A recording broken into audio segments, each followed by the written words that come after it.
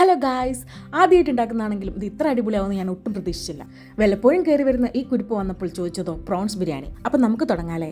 കഴുകി വൃത്തിയാക്കിയ ചെമ്മീനിലേക്ക് ആവശ്യത്തിനുള്ള ഉപ്പ്, മുളകുപൊടി, മഞ്ഞൾപ്പൊടി ഇട്ട് നല്ലപോലെ മിക്സ് ചെയ്ത് ഒരു 10 മിനിറ്റ് വെക്കുക. പിന്നെ അതൊരു പാനിലിട്ട് ഫ്രൈ ചെയ്ത് എടുത്ത് മാറ്റി വെക്കുക. ആ സെയിം പാനിലേക്ക് തന്നെ ഒരു സവാള അരിഞ്ഞതും ഇഞ്ചി, വെളുത്തുള്ളി, പച്ചമുളക് ചതച്ചതും ഇട്ട് നല്ലപോലെ ഒന്ന് കുക്ക് ചെയ്തെടുക്കുക.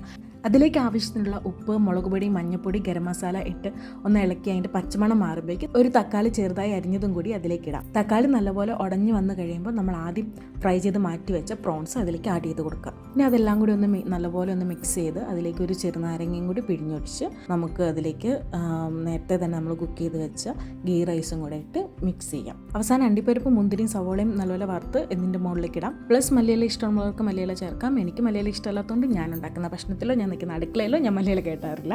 പിന്നെ ഒരു 10 മിനിറ്റ് ദം ചെയ്ത് നമുക്ക് പ്ലേറ്റിൽ സെർവ് ചെയ്ത് ദൈവളെ പോലെ തുള്ളിക്കളിച്ച് നമുക്ക് ഫുഡ് കഴിക്കാം.